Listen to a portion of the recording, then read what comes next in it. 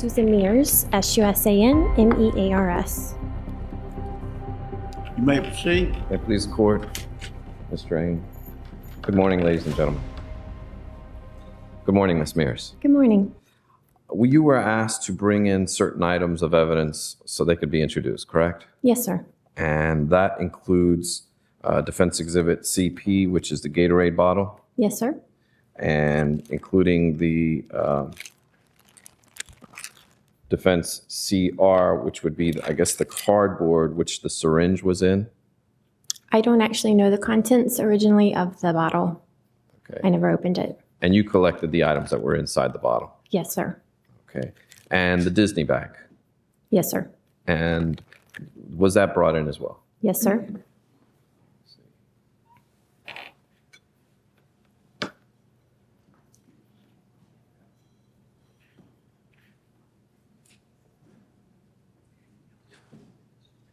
That would be Defense CO. The Disney bag. I don't know what exhibit number it is. I'm Okay. sorry. May I approach the witness briefly, Judge?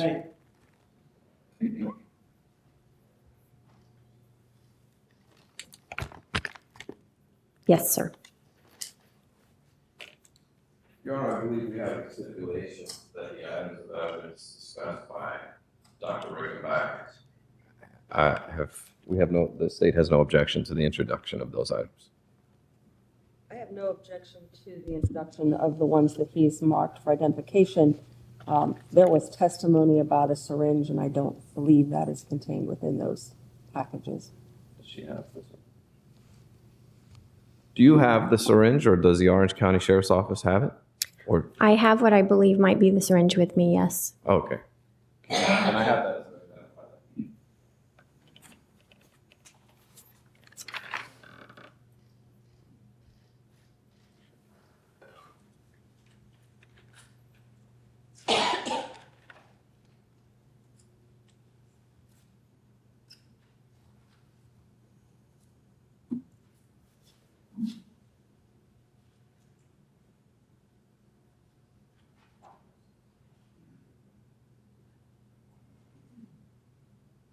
Your Honor, I believe there is no objection from the state to introduce this item into evidence as well. It hasn't been marked yet.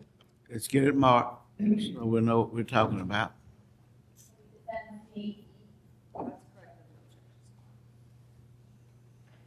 You need to sign it. We will move that item into evidence as well. Okay, would you hand them all to the clerk? I think you had some more that you had offered, but you had not handed to the clerk so she can receive those items in the evidence. And there being no objections from the state, Correct. it will be received in evidence as defense exhibits. CP will become defense exhibit number 34, CR will become defense exhibit number 35, CO will become defense exhibit number 36, and DE will become defense exhibit number 37. We have no further questions for Ms. Mears. Cross-examination. None.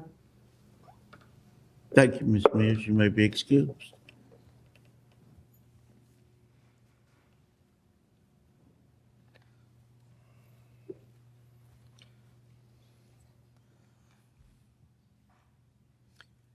The defense may call their next witness. We would call Stephen Shaw, Your Honor.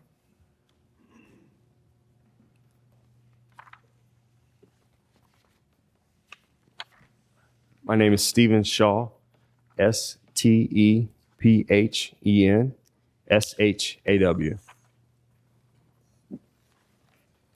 You may proceed. Good morning, Mr. Shaw. Good morning. You have since testified in this case, have you not? I have, yes. Okay, Your Honor, I would move to recertify Mr. Shaw as an expert in trace evidence, hair and fibers. Okay. Mr. Shaw will be again accepted as an expert in those areas tendered.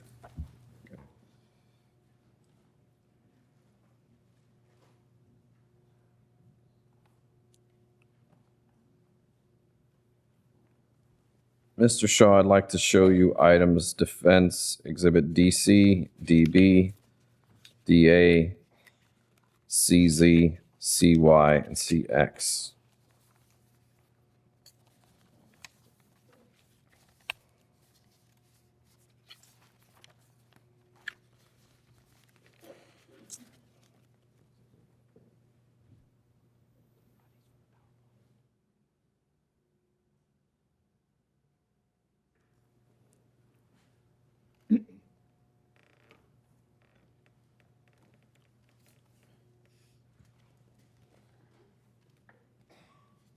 Mr. Shaw, do you recognize those photos?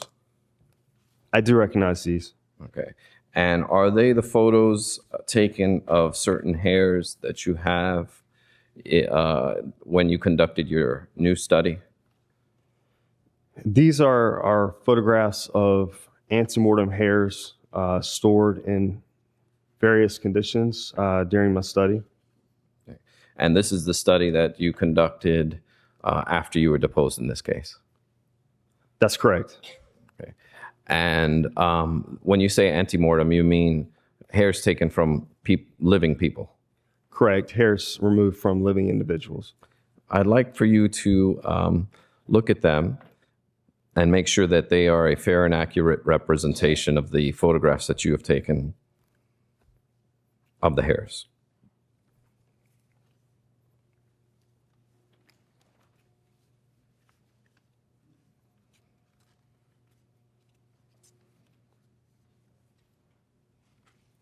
Yes, I recognize all these as photographs that I took during the research study. And they are a fair and accurate representation of such? Yes. Okay. Your Honor, at this time, we would move these items into evidence.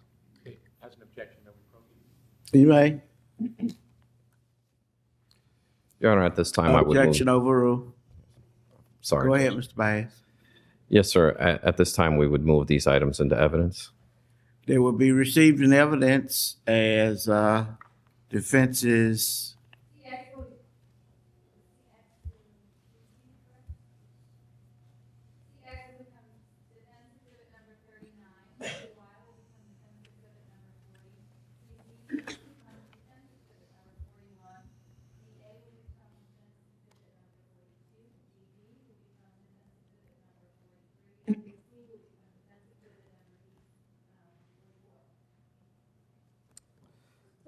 Now, Mr. Shaw, you had, I guess, many hairs in this study, right? I did. I had 600 hairs collected from 15 living individuals. Okay. And when you did this study, you, of course, were trying to see if the darkening band could be developed from living people. Objection, pleading. Sustain. Rephrase the question. Yes, sir. One of your goals was to see if you can duplicate any banding, correct? Objection, leading. Sustain. Rephrase the question. What was the purpose of your study, sir? Purpose of my study was really inspired, as I mentioned previously, by a thesis at John Jay College had presented or I had come across. And during that study, they had taken hairs and submerged them in water or put them in water as well as in soil. And they suggested additional studies be done to simulate these conditions and other conditions and compare them to hairs known to be removed from postmortem individuals. And so that's what I did. So I put hairs from living individuals in various conditions, under various conditions, trying to see if indeed I could get postmortem banding from these hairs. And the person that suggested this was the person who was having their thesis done, correct? That's correct. Was it a master's thesis or I believe it's a master's thesis. Okay, so someone was trying to get their master's degree. They wrote a thesis. They came up with these new findings. Objection, leading. I have not finished Just the a question. second. He hadn't finished the question. Mr. Shaw, before you answer the question, wait for me to tell you to answer. Finish your question. That's right. They came up with these new findings, and you as a scientist kind of wanted to expand upon that. Would that be a fair characterization, or do you have another characterization? Objection, leading, compound question. question. Sustain, Mr. Compound. Was Rephrase the question. Yes, sir. Was the purpose of your study to expand on that prior study? Yes, it was. Okay. Now, the FBI has issues when they testify on postmortem loop banding exhibit. Do you recognize this exhibit, sir? Known as States N.O.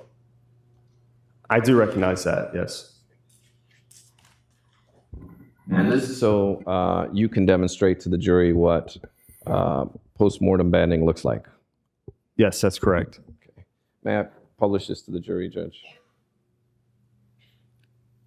Yes, you may. Yes, sir. That was what? States N.O. That's identification. I mean, is it in evidence? Yeah, this was a demonstrative exhibit. Okay, It was marked for that purpose. all right. I have those photos.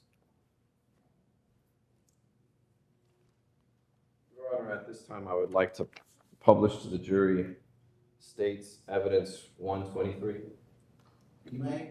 Sorry, not 39. Excuse me. You may. I think counsel misspoke. It's Defense Exhibit 39.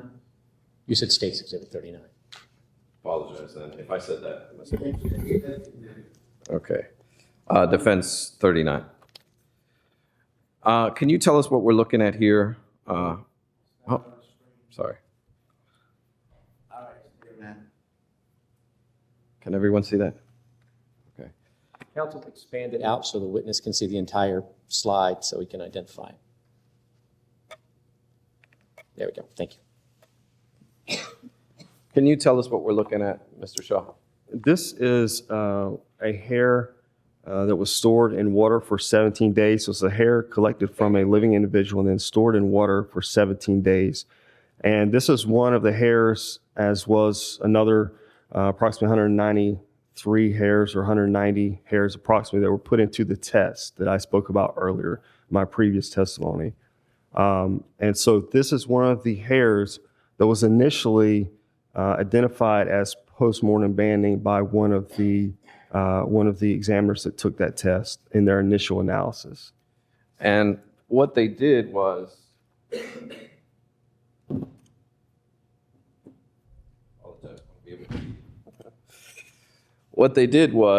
they identified this area here as postmortem root banding, or is that the area? I would assume that's the area. Okay. And they mistook it for something like in this photograph? Objection, counsel's use of the word they. Assumes the fact, not in evidence. Sustain. The examiner mistook the characteristics, which the characteristics appear similar in this photograph. The examiner identified it as initially as postmortem banding in their initial analysis. Okay. And then, of course, another examiner had a different opinion. That's correct. The other examiner did not identify it in their initial analysis, and when the two conferred with the confirmed results, they excluded this hair. Okay. And the both examiners were aware that this was a study and what the hypothesis of the study was, correct? Objection, leading. Sustain. Were both of these examiners aware of the study, that it was a study? Objection, leading. Same question. Sustain. I think it's an open-ended question. What knowledge did the individuals have who examined this hair about what they were doing? They knew that it was a test. They knew that I had been conducting a study on environmental exposure to hairs. But that's all they knew. They didn't know, obviously, the answers to the test. They didn't know if I had put any postmortem actual hairs from deceased individuals into the test. So there's over 200 hairs that they examined. In their initial analysis, each examiner correctly identified all the postmortem banded hairs. Examiner 1 did identify one of the antemortem hairs as banded. Examiner 2 did identify a different antemortem hair as banded in their initial analysis. They then had a confirmed results answer sheet where they excluded those 2 antemortem hairs and included all the postmortem banded hairs. Now, was it presented to them? Well, let me rephrase that. They didn't think that this was an actual case that they were working on. They weren't given hair like it came in from evidence with an evidence package and things like that. They were fully aware that they were being tested. That's correct. They knew it was a test. Okay. Now I'd like to show you defense evidence 41.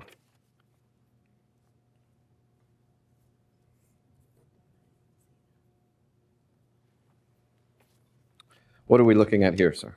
This is another antemortem hair, so another hair removed from a living individual submerged in water for 17 days. And this is the hair that examiner 2 initially identified as a banded hair in their initial analysis. And if I can zoom in a little bit, I don't know if the...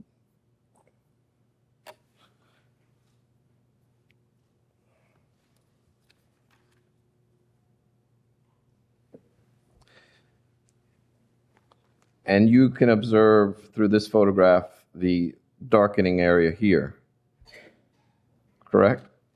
Correct. And one of the examiners made a mistake with this one initially. Yes, that's correct. Has everyone had an opportunity? Okay. And they would be...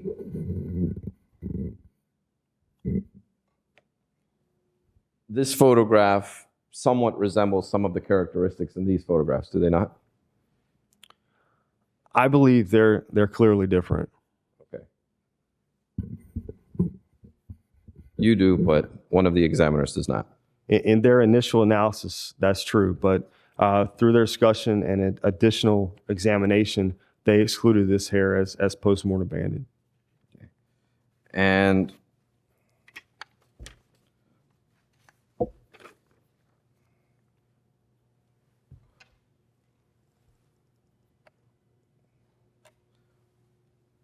what are we looking at here, sir? This is another hair removed from a living individual and stored or buried in potting soil for 100 days. And is there some apparent decomposition beginning to appear on this hair? Yes. And where would that be demonstrated? Can you show that for us? Yes, there's some striations in this area. If you touch, okay, got it. In this area here. Got it.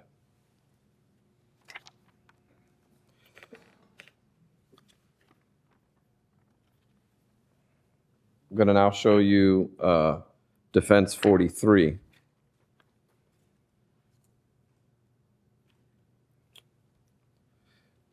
What are we looking at here? This is a hair from a living individual buried in potting soil for approximately 100 days, or for 100 days.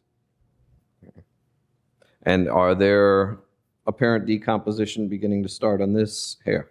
Yes, there is. And can you show us where? Yes, in this area here.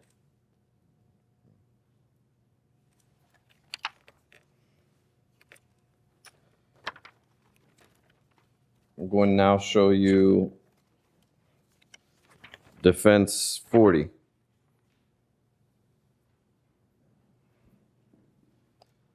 What are we looking at here?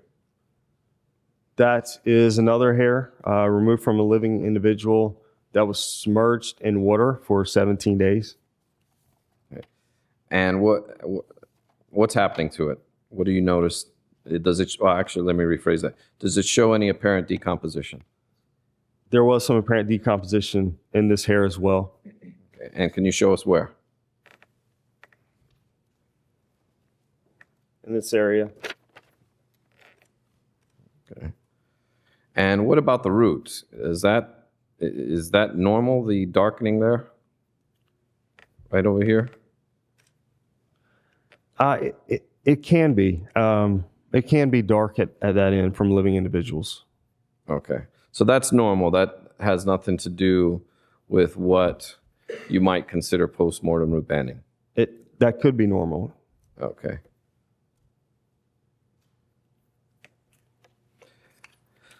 Oh, is there any other ongoing studies at the FBI on on different environmental conditions for hair?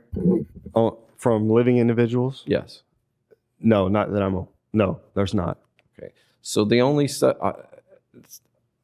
how many studies are you aware of that have been done on environmental conditions affecting hairs? I'm aware of 3 studies. 3. And is this an ongoing area of study for hair scientists? Yes, so I am conducting research still in this area. It's a way to build on postmortem banding and that discipline. Okay.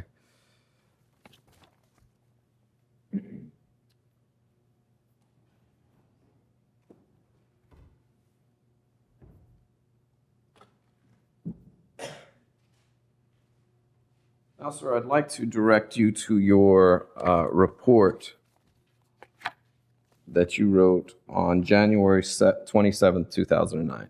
Do you have that report with you? I do. May I refer to it? Yes. Could we have the FBI lab number and the shooter of the exhibit so that I can find it? 08121 3001.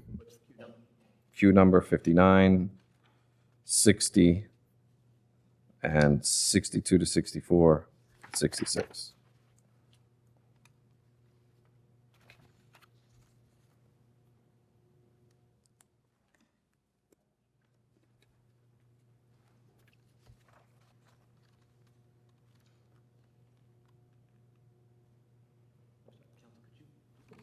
Because I don't see that. May I have a moment, Your Honor? You may. Mr. Ashton.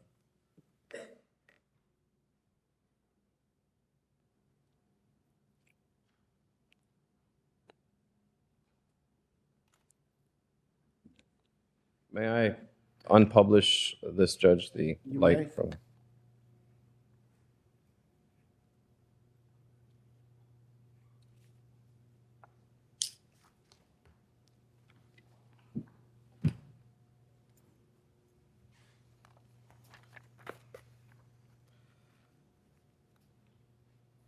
Okay.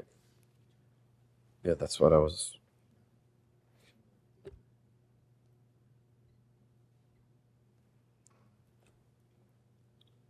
Is that correct? Okay.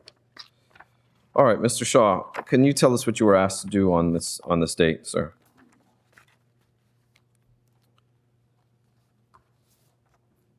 On in this report, I reported on hairs and fibers that were recovered from a hair mass, item identified to me as debris from the skull, as well as 3 pieces of duct tape. Okay. And what were your findings? Could we give the in-evidence numbers just so the record is clear which items we're talking about to the jury? Q59, the hair mass, and then Q62.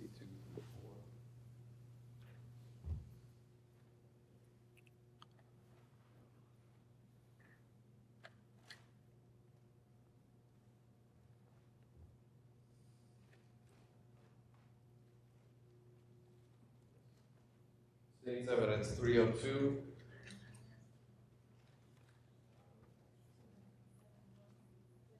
State's exhibit 271.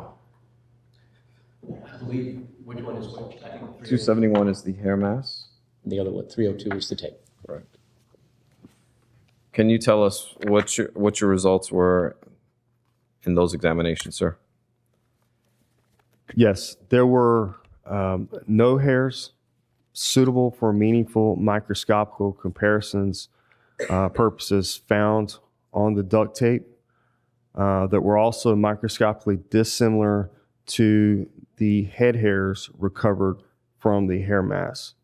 In other words, there were head hairs, Caucasian head hairs on the duct tape. All these Caucasian head hairs were consistent with the hairs found in the hair mass. And did you also recover textile fibers? I did, yes. And what was done with those? Those were preserved on glass microscope slides. Okay. Did you conduct any examinations on those textile fibers? I did not. I have no further questions for this witness. Cross-examination.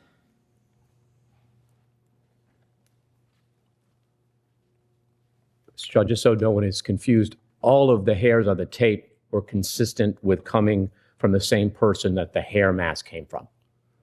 That's correct. All of the hairs suitable for comparison were consistent with that. Now, the items that Mr. Baez showed you a moment ago, those are a small selection of some slides that you prepared for a PowerPoint that you discussed during your direct testimony but didn't show, correct? Some of those, yes. Now, did you do studies of hairs decomposing in cars and car trunks, correct? That's correct. But none of the photographs that Mr. Baez just showed you dealt with those hairs, did they? That's correct. This time, Your Honor, I move into evidence State's Exhibit QL, which is the PowerPoint that was discussed during his direct testimony during the State's case. No objections. Be received in evidence that states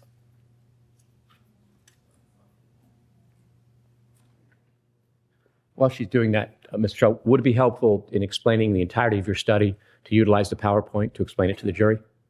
Yes, sure. Once she's done, Your Honor, we'd request permission to publish that. you may.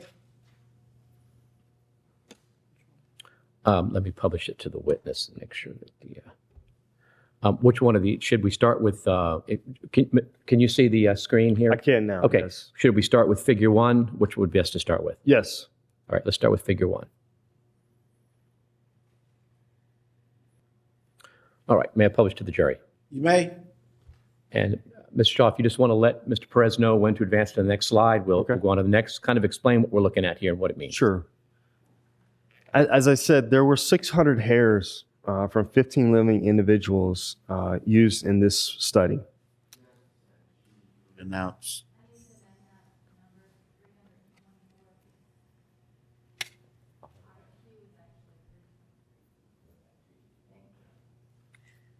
You may continue.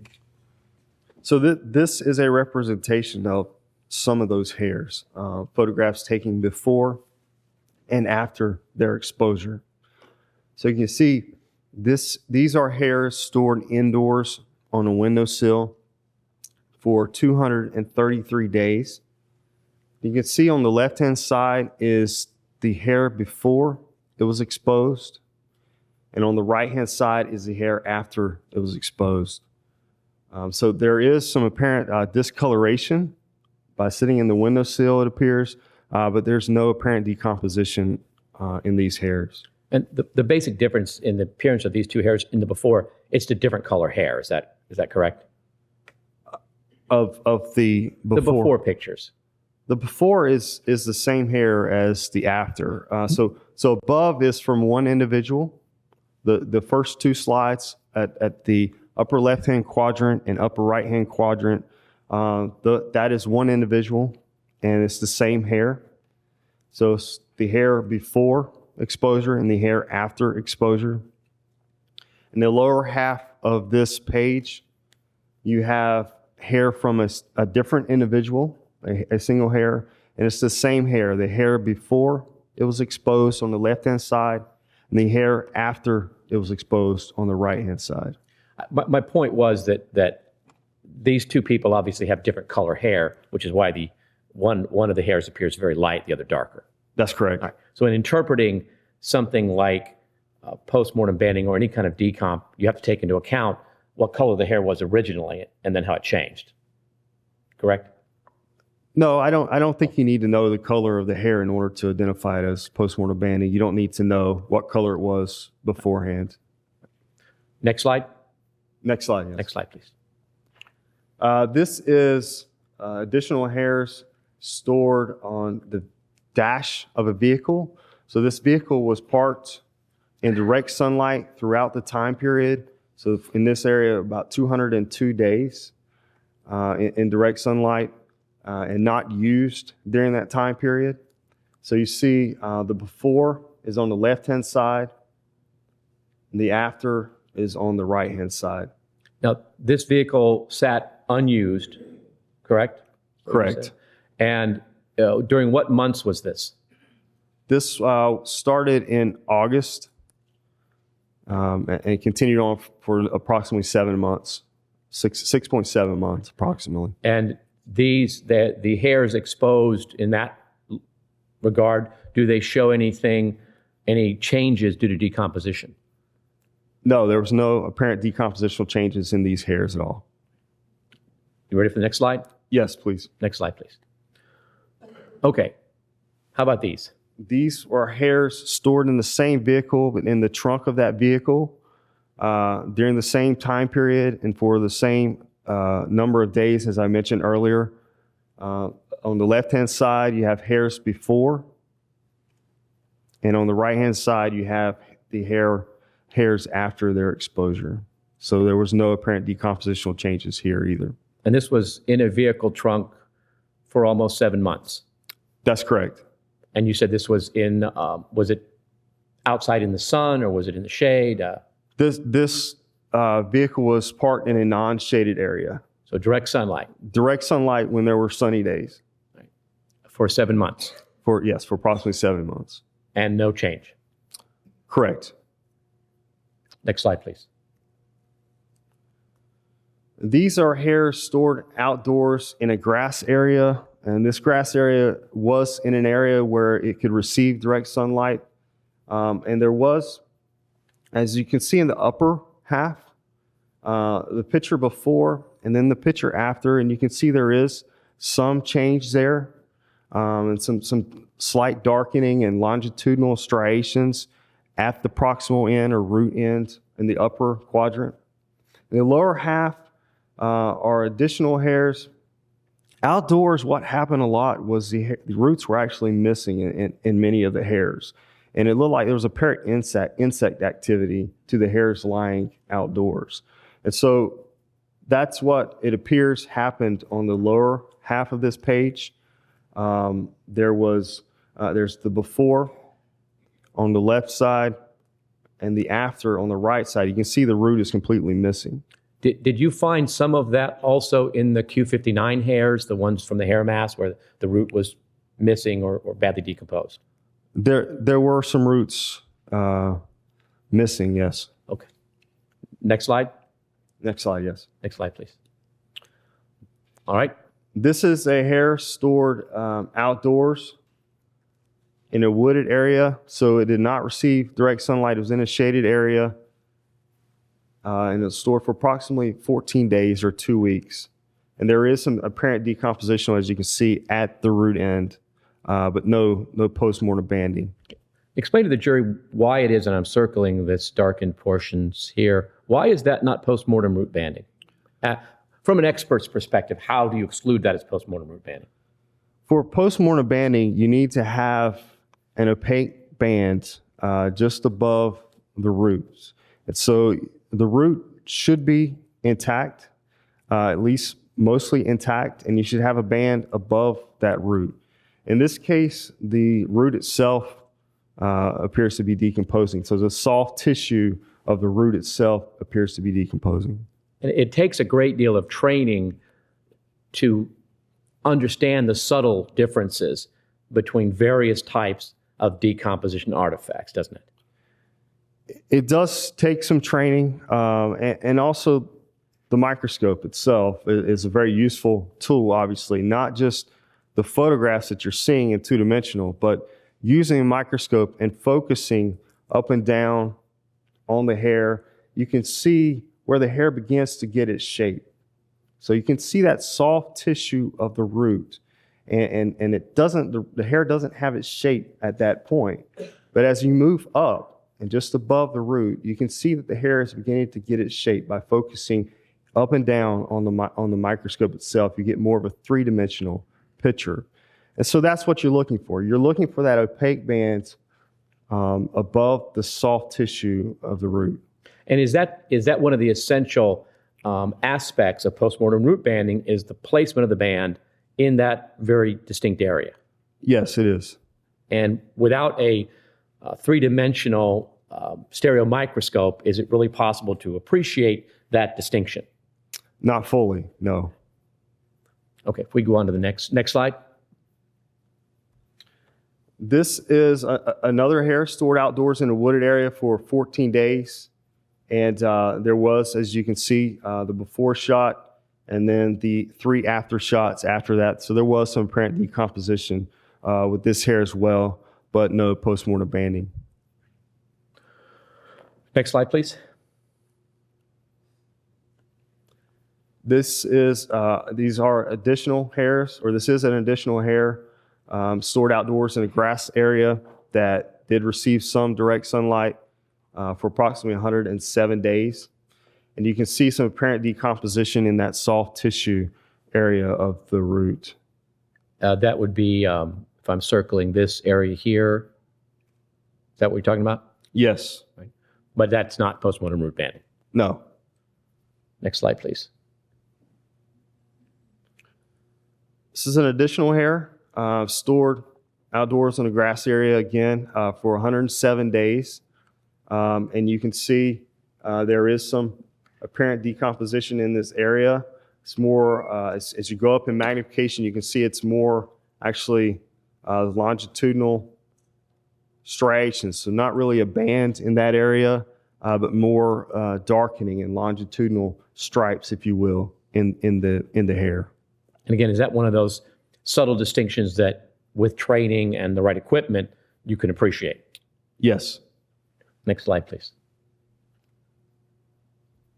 This is two additional hairs stored outdoors in a wooded area.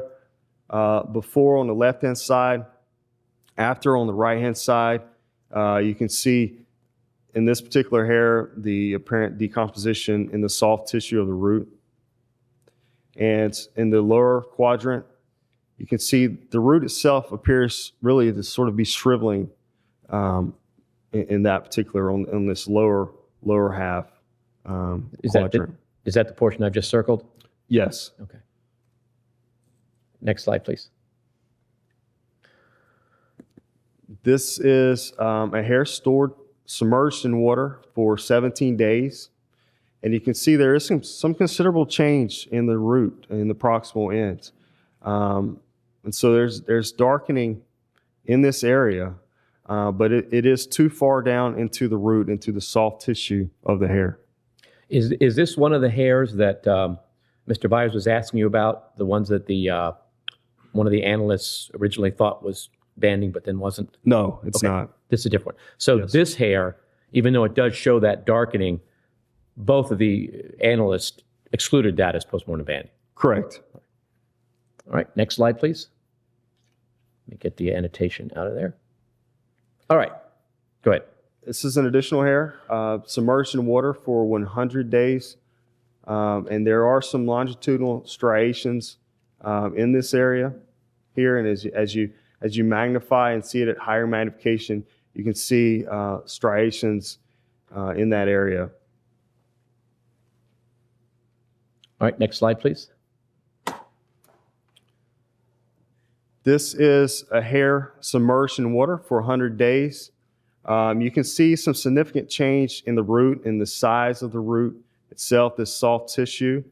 And there is some darkening also in this area. And as you go up into magnification, you can see it's darkened, especially on the outside edges, but not an opaque band in that area. Next slide, please. This is a hair submerged in water for 100 days. And you can see some changes with this hair as well. But not banding. No postmortem banding. Next slide. This is hair submerged in water for 100 days. Some slight changes to those hairs, but no postmortem banding. Next slide, please. This is a hair buried in potting soil for 17 days. And you can see some pretty significant changes again in this soft tissue, but no postmortem banding was observed. Now, this darkened area here, again, that's not postmortem banding, No, it's even though not. it's a little dark. Next slide, please.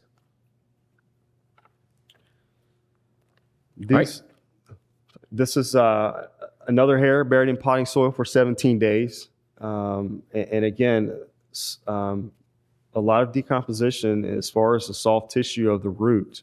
And you can see just how much of that root soft tissue is missing, but there's no postmortem banding there.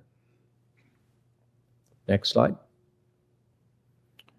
This is a hair buried in potting soil for 100 days. And again, the soft tissue decomposes or apparently decomposes, and giving you a darkened area at the end of the root, But not banding. but not banding. Next slide. Another hair buried in potting soil. Again, some changes at the root end, including some darkening and striations at this root end, but no postmortem banding. All right, we can go on to the next file. Pardon me. Let me, hold on 1 second. Let me just unpublish for a moment while we get that set up, just in case. Go ahead, figure 2.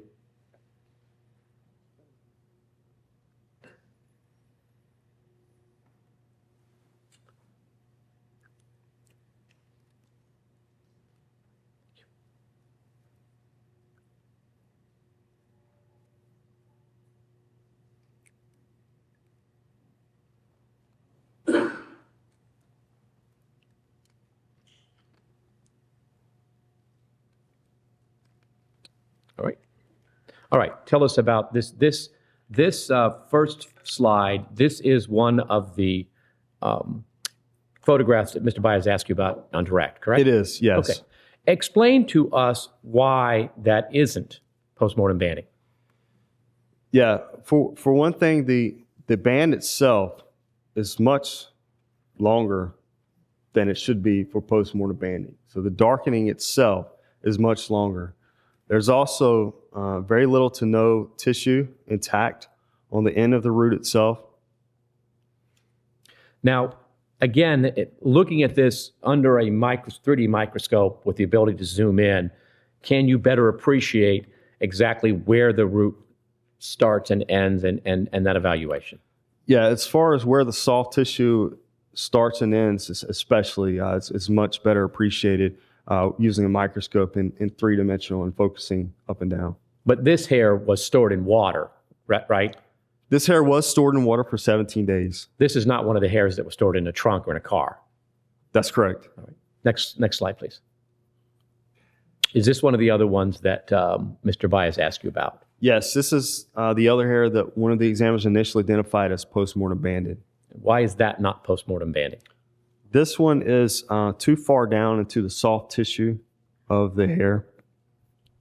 So where would postmortem banding be on this hair? If you can tell from the photograph, if you can't without the microscope, I understand. You really can't, without the microscope, determine exactly where it would be, but it should be further up. You can see there. You can see a little bit of how the hair is changing its shape in this area and begins to get its shape here. At least it appears so in the photograph. But to really appreciate that, you do need a microscope. And the difference between the importance of that difference is because the hair, in fact, changes at that period from being soft tissue to being hard. Is it keratin? Do I have that right? It is right. It's not fully keratinized. The idea behind postmortem banding is that the follicle protects the soft tissue. So the soft tissue is further down into the follicle and it's protected. Then above where you see postmortem banding, the hair is completely keratinized. So it's not susceptible or as susceptible to decomposition. So what you get is this one localized area that is susceptible to decomposition. So you get this specific band. So it's the interior is soft, so it's susceptible to decomposition, but the outside is hard. Did I understand you correctly? No. I'm sorry. Good. No, the soft tissue, what happens is the hair grows, it continues to harden and develop as it grows and moves up the follicle. And just above where you see that band is where the hair appears to completely harden and become permanent and dead.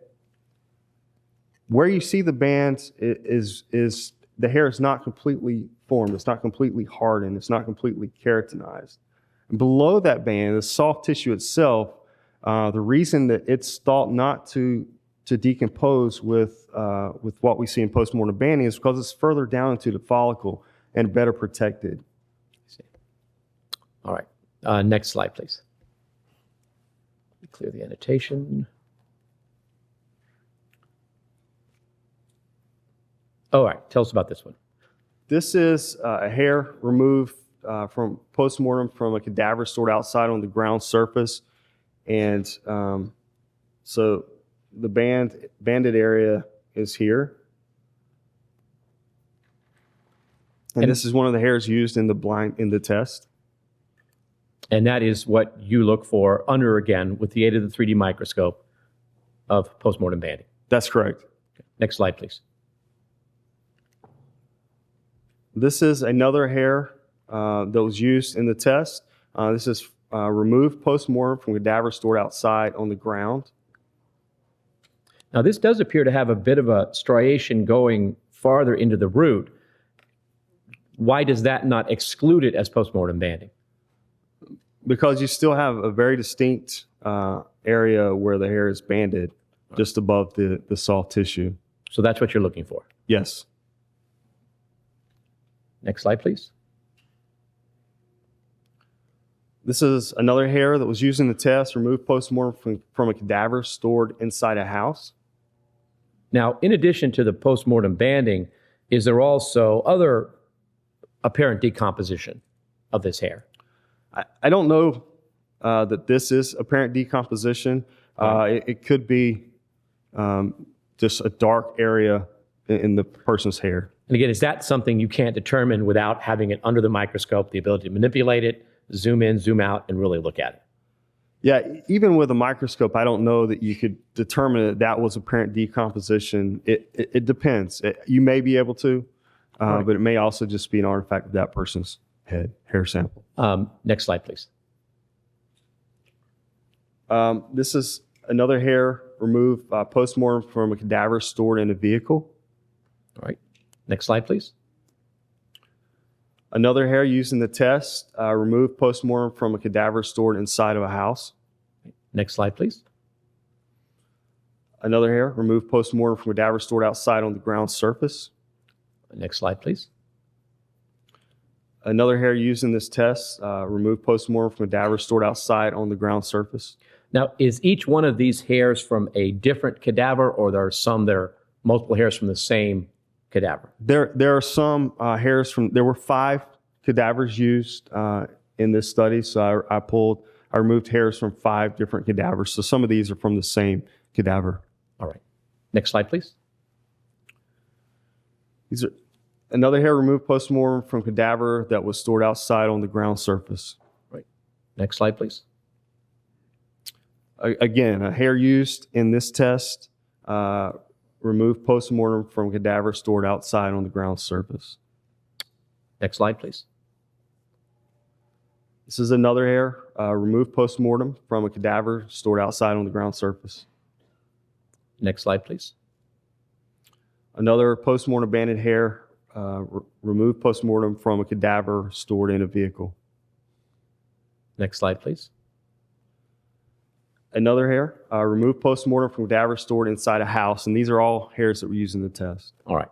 And these are all evidences of what happens to they're evidence of what we call postmortem root banding. Yes. All right, I believe we have perhaps one other slide.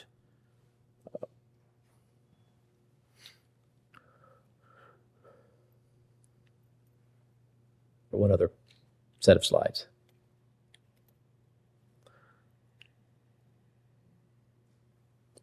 All right.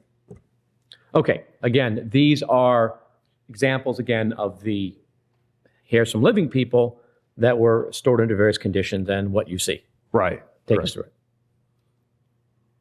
Yes, and this is hair that we discussed earlier. There Oh. is some apparent decomposition submerged in water, but no, not postmortem But banding. not banding. Okay.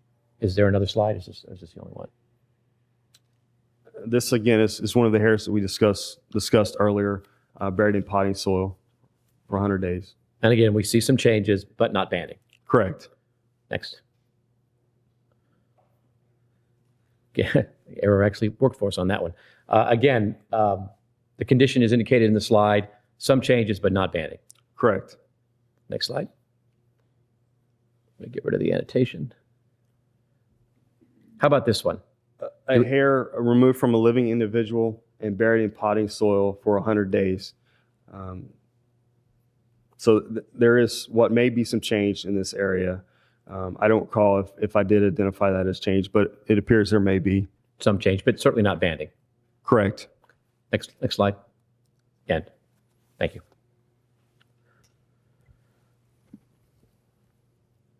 Of all the slides and all the various environmental conditions that you have exposed these hairs to, based on the slide presentation we've seen, did you have any hairs which were stored in a car, in a vehicle, that displayed any kind of darkening that might be similar to or mistaken for postmortem banding from No. vehicles? No.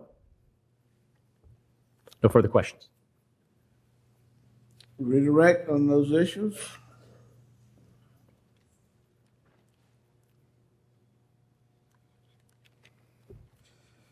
Mr. Shaw, the hairs that you tested in the trunk, did you put them in garbage? No, I did not. Did you have any that were in garbage? No, I did not. Okay.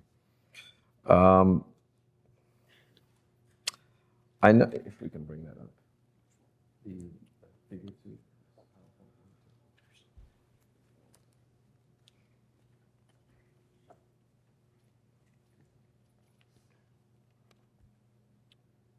I notice in your PowerPoint that all of the hairs taken from living people have the number of days before they were collected, correct? That's correct. Okay. Can you go through some slides? Go to, keep going. Yeah. That's fine. Go back. But all of the slides that contain hairs that come from post-mortem individuals don't have any dates. Is that correct? That's correct. That wasn't put on the slides themselves. All right, let's talk about these for a second. This hair that was outside of a house on the ground surface, how long was it there? Can I refer to my notes for that? Absolutely, sure. Absolutely.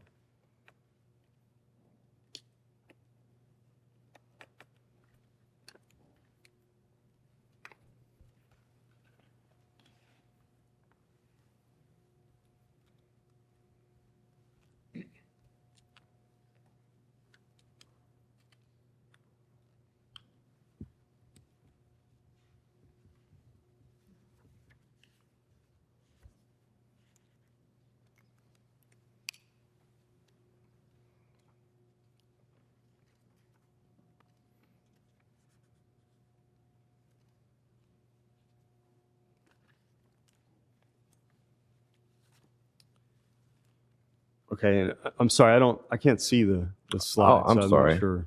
May I publish to the witness, Your Honor? May I also publish to the jury, Your Honor? You may. Did everyone see that? Okay, let's go back for a second. One slide. Okay. What I meant to say, I'm sorry, I apologize. The jury didn't have a chance to see what I was referring to. Every slide that you have from a live person says the exact days on each slide, correct? That's correct. And if we can go to the next slide. And every slide that you have from a deceased person does not have how many days when that hair was collected, correct? That's correct. Okay, let's start with this hair. How long was this hair outside on a ground surface? That hair was placed in January the 27th of 04, and the hair was collected on March the 5th of 04. So this is 3 months. More or less 3 months? Approximately around 2.5 months. Okay. And these were in Tennessee in the wintertime, They were, yes. which are completely different environmental conditions than in this case, right? I'm sorry. Then The environmental conditions of which this hair was exposed to are completely different. Tennessee in the wintertime is much colder than Florida in the summertime, right? I would expect so, yes. Okay. So the environmental conditions that this hair was exposed to are completely different than that which would be in this case. Right. The outside conditions, yes, are. Okay, let's go to the next. And what about this hair? This hair was placed on January the 27th of 04, and the hair was collected on February the 26th of 04, so approximately a month. A month. And this was also Tennessee in the wintertime? Yes, Completely different than in this case. The conditions, the environmental conditions. complete different temperatures than I would expect in June, yes, of in Florida. Next one. Okay, we have this one stored inside a house. How long was this one in a house? For approximately 1 month. Okay. Do you know if they had heating in the house or air conditioning? I don't. Okay. And was this also in Tennessee in the wintertime? Yes, This one stored in a vehicle. How long was it in there? placed February the 28th of 05 and collected March the 16th of 05. So a little less than a month. A little less than a month. Was this also in Tennessee in the wintertime? Yes, it was. And the car was outdoors. It wasn't inside a garage or anything, was it? Correct. That's right. Okay. Completely different environmental conditions than in this case. Colder conditions than I would expect in the summer in Florida. Next slide.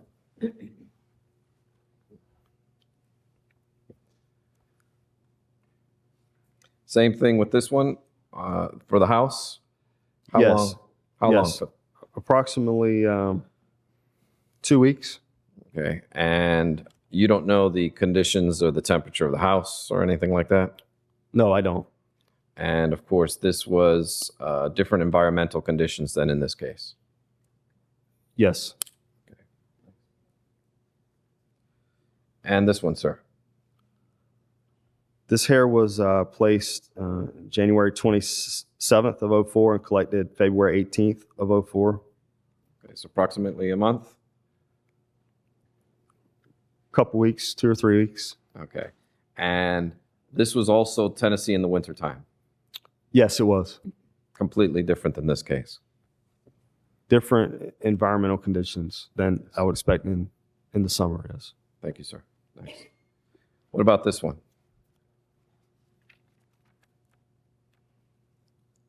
This hair was stored in February for approximately 1 month. Okay. Same environmental conditions, Tennessee in the wintertime. That's correct. Okay, next. And what about this one? This hair was stored outside surface for 4 days. Okay. And where was this? Tennessee in the wintertime as well?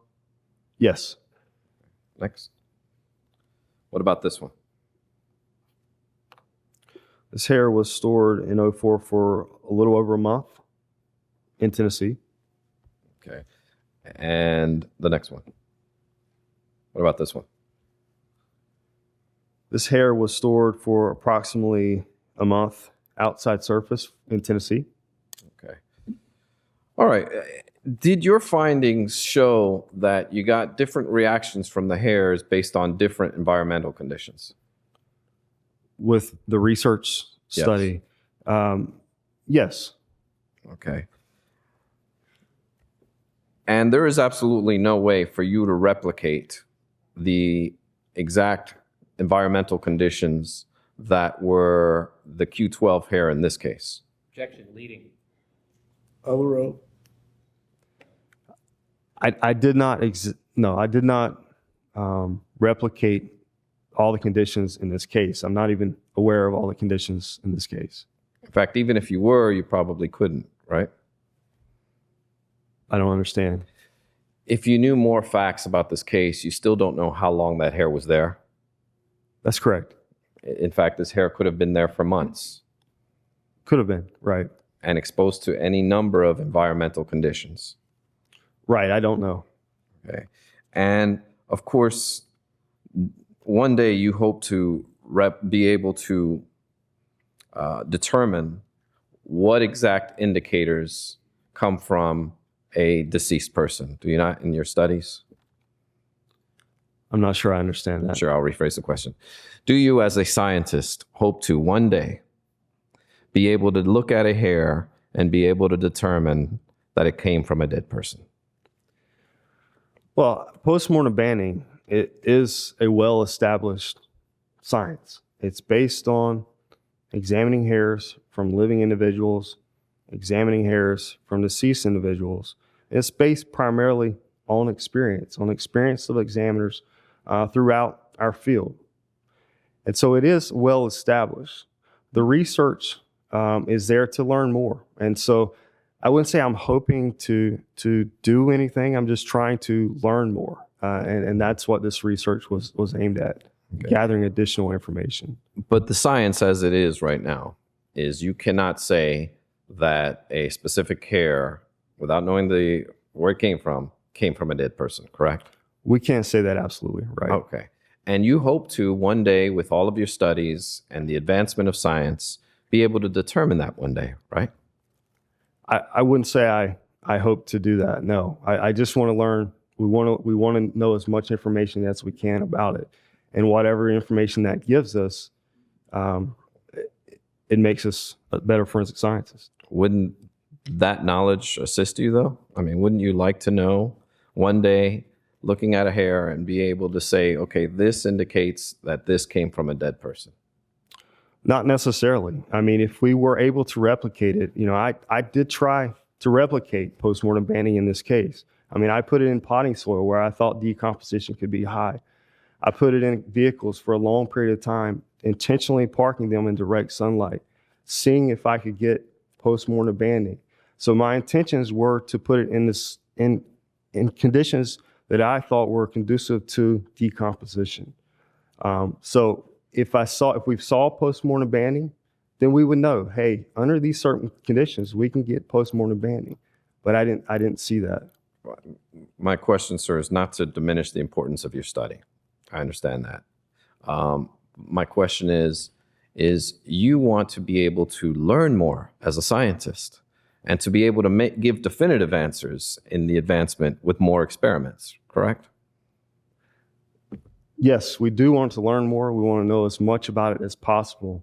But I wouldn't say that, I want to be able to say postmortem banning only comes from deceased individuals. That's not the goal. The goal is to learn more about postmortem banning.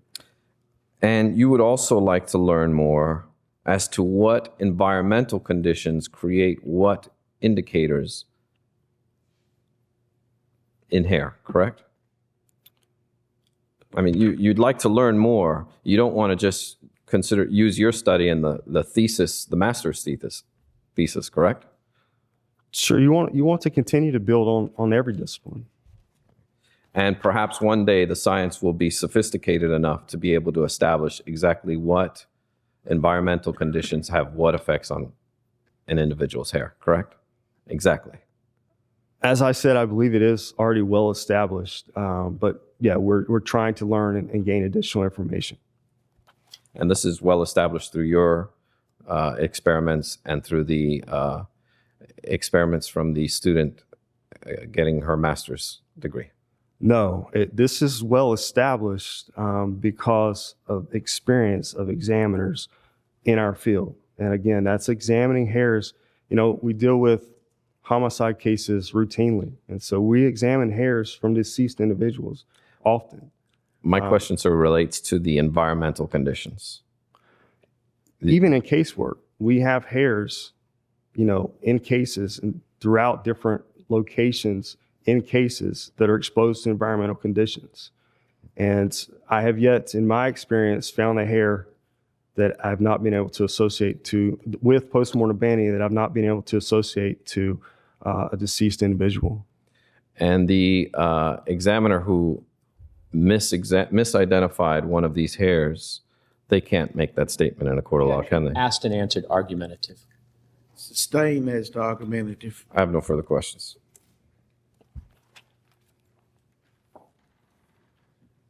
Any recrosses to those issues? I do, briefly. The studies that you base your opinions on aren't just these hairs from Tennessee, correct? That's correct. I mean, you use these as an example, but the literature contains studies of hairs from many different areas of the country under many different environmental conditions. Isn't that correct? Overruled. There are publications with images of banding, but you know, again, it's based also on experience and receiving cases all over the world, really. And to this point, the only environmental condition that has consistently been found to lead to postmortem banding is the attachment of the hair to a decomposing body. At this point, that's where the science is, correct? That's correct. No further questions.